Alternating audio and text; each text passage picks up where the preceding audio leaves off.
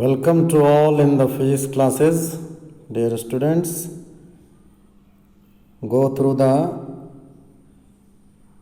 discussion chart. We are going to discuss on the following topics, that is area vector, electric flux, Gauss theorem, Coulomb's law from Gauss theorem, electric field due to line charge, electric field due to uniformly charged infinite plane sheet, electric field of the two positively charged parallel plates, and for two oppositely charged parallel plates, electric field due to uniformly charged spherical shell. So let us now start with area vector. You can see here the area ds has been represented, and area vector is perpendicular to this surface area, and area vector is written as ds equal to ds into unit vector along the direction of area vector. Okay. Now what is electric flux? Dear students, you should know what is electric flux. The electric flux through a given area held inside an electric field is the measure of the total number of electric lines of force passing normally through that area. Okay.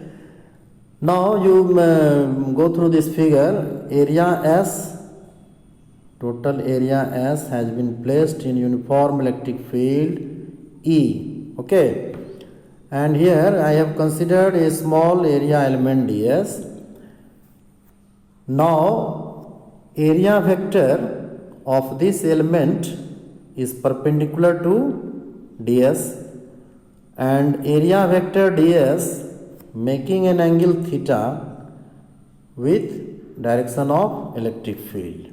So try to understand, dear students, what is the flux through this small area element. You remember the definition of electric flux. Okay, it is the total number of electric lines of force passing normally through that area. So electric lines of force must pass through this area in a direction normal to the surface area element. So we must have a component of electric field which will pass through this area and which will pass along the direction of area vector. So we find E cos theta as a component of electric field which is passing through the surface normally, and it is along the direction of area vector. So we can say that flux through this small area is given by E cos theta ds, and it can be written as E dot ds. So this is the flux through a small element. Now you have to find the total flux through the whole surface. Okay, then what you will do? You integrate this flux over the whole surface. You will get total flux through the whole surface, which is given by phi equal to integrating over the whole surface E dot ds. Now Gauss theorem. First of all, you should know the statement of Gauss.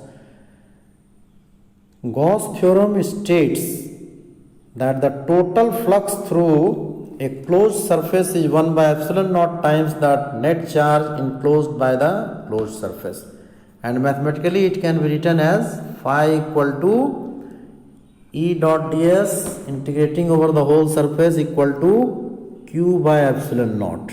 Okay, always remember it. Phi equal to E dot ds integrating over the whole surface equal to q by epsilon naught. Now to prove it, what we have to do, इसे prove करने के लिए बच्चे हमें क्या करना होगा, अब देखते हैं. देखो पहले फिगर को अच्छे तरीके से देख लो.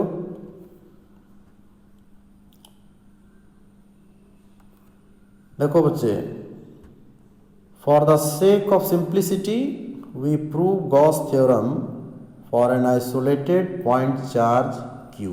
देखो यहाँ पर है, as shown in the figure. Suppose the surface S is a sphere of radius r centered on Q, then surface S is a Gaussian surface. देखो ये तुम्हारा Gaussian surface हो गया. अब आगे हम जो है कैलकुलेशन करने जा रहे हैं. देखते हैं क्या है कैलकुलेशन. देखो बच्चे, electric field at any point on S. S का मतलब हुआ गॉसियन सरफेस. मान लो कि इस पॉइंट पे हमें इलेक्ट्रिक फील्ड निकालना है, तो इसका फॉर्मूला हम जानते हैं, E इक्वल टू 1/4πε0 Q/r² होता है. अब तुम देखो फ्लक्स थ्रू जो है ds, ये जो तुम देख रहे हो इससे फ्लक्स कितना क्रॉस करेगा, तो E डॉट ds, चूंकि देखो E और ds दोनों का डायरेक्शन सेम है, तो दोनों के बीच का जो एंगल है वो 0 हो गया, तो d5 हो गया E ds. अब देखते हैं आगे टोटल फ्लक्स जो है. अब टोटल फ्लक्स जो है वो जो गॉसियन सरफेस S है उससे टोटल फ्लक्स क्या निकलेगा, तो इंटीग्रेट कर देंगे, integrating over the whole surface. अब आगे तुम देखो यहाँ कैलकुलेशन किया हुआ है, और ये सब जो है तुम इस तरीके से वैल्यू पुट करोगे तो टोटल फ्लक्स का वैल्यू आ रहा है E into total area of the sphere, और इसमें वैल्यू देने के बाद तुम देखो phi इक्वल टू Q/ε0 आ गया. This proves the Gauss theorem. चलो अब आगे बढ़ेंगे. Coulomb's law from Gauss theorem. अब देखो कूलम्स लॉ जो है गॉस थ्योरम से हमें प्रूव करना है, तो इसको प्रूव करने के लिए अब हम लोग जो है उपाय लगाएंगे. देखते हैं how can we prove Coulomb's law from Gauss theorem. So let us now start. Consider an isolated positive point charge. Here is the point charge Q. Select a spherical surface S. This is the surface S of radius R, centered at charge Q as the Gaussian surface. So this is your Gaussian surface. Okay. Now let us try to understand how to prove it. First of all, what we are going to do, flux through the small area ds is given as d phi equal to E dot ds. You can see here, because the angle between E and ds is 0, so you are getting E ds. Now what is the total flux through the closed surface S? For total flux you know how to calculate, integrating over the whole surface, and you are getting now E into total surface area, that is E into 4πr², and now you have to apply the Gauss theorem. Phi equal to Q/ε0. Q is the charge enclosed by the surface, so phi equal to Q/ε0, and total flux phi is replaced by E into 4πr², and now you will calculate, then you will get the value of electric field E. This force, the force on point charge Q0, okay, if placed on surface S, let us suppose that a charge Q0 be placed on the surface S, then it will experience a force in the electric field of charge Q at the center, and the value of force will be F equal to Q0 E. Here I have written F equal to Q0 E, and replacing the value of E, you will get the F equal to 1/4πε0 Q0 by r². This proves the Gauss theorem. So next topic to be discussed is electric field due to line charge. Okay, so look at the figure very carefully, dear students. This is your line charge.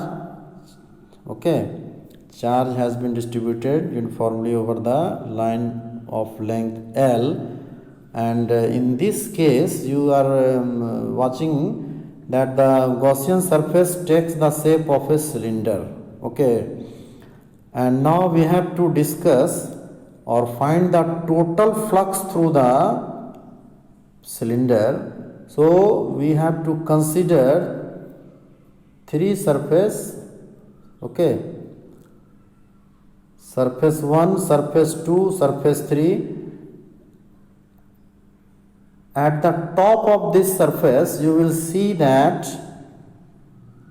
the area vector is pointing upward, and field is perpendicular to the area vector. Okay, so the angle between these two vectors is 90, so flux will be 0. At this point you can see electric field and area vector are in the same direction and the angle between these two is 0. So we are getting electric flux through this surface, and at this surface once again you can see the angle between these two vectors is 90. So we are not getting electric flux because the value will be 0. So total flux, now come to this point, total flux phi is written as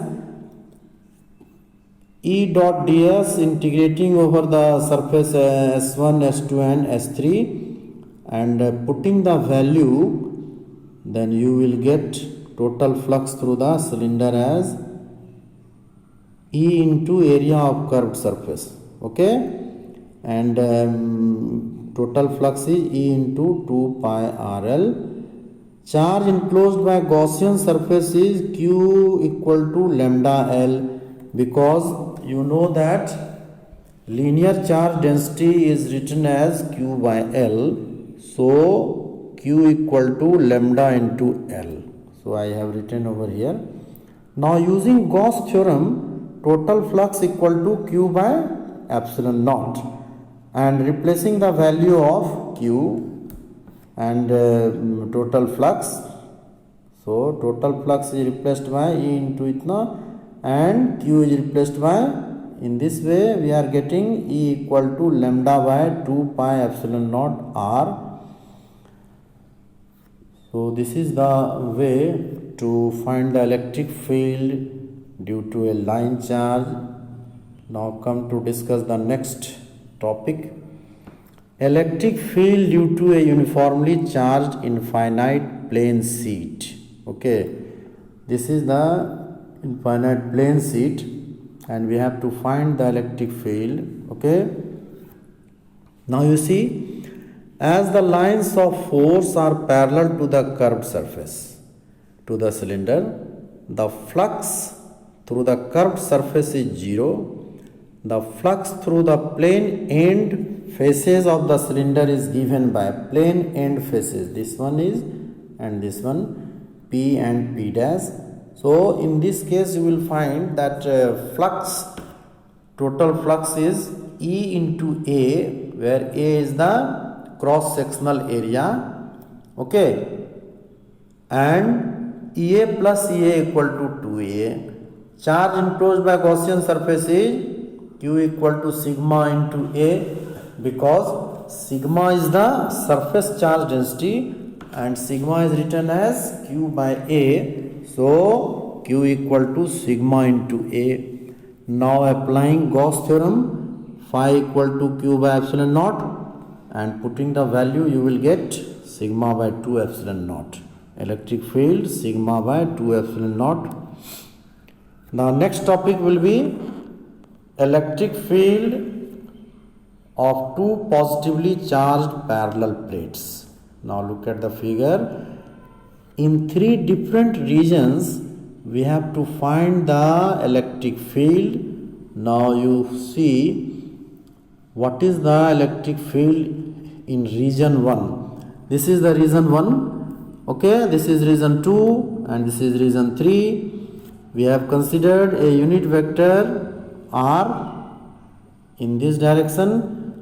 So in region 1 you will see that due to this plate you will see electric field is pointing towards left, and due to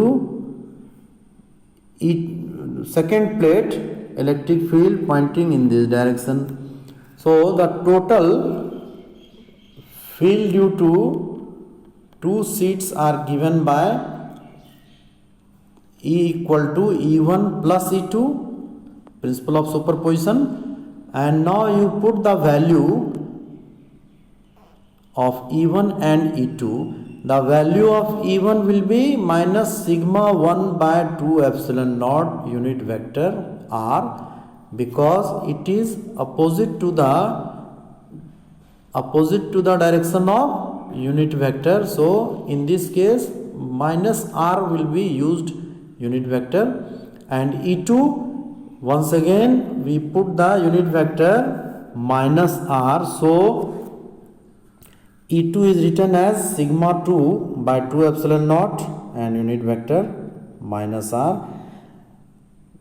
So both the fields are negative. Now we use the principle of superposition to find the total electric field at any point of region 1. So total electric field in region 1 is given by E equal to E1 plus E2, and putting the value of E1 and E2 you will find that it is minus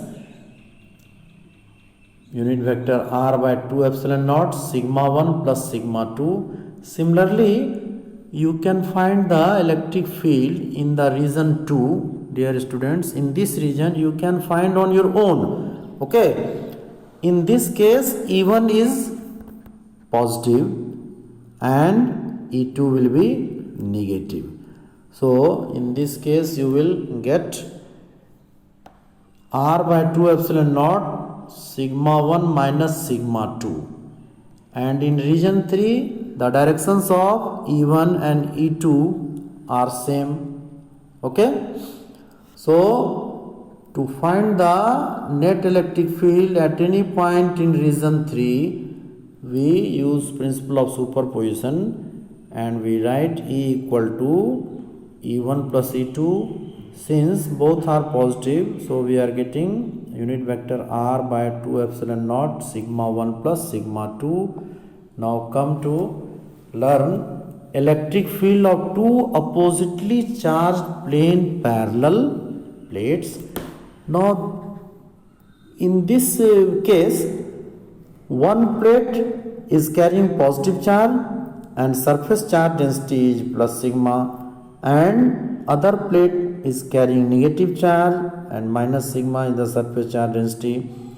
Now in the same way you can find the net electric field at any point in region 1, region 2 and region 3. So I think you will do on your own. So moving to the next topic, we will discuss electric field due to a uniformly charged thin spherical cell. Dear students, you see this is a thin spherical cell of radius capital R, and we are going to find the electric field at a point P which is outside the cell. So you first of all you should know what is the value of Q. Okay,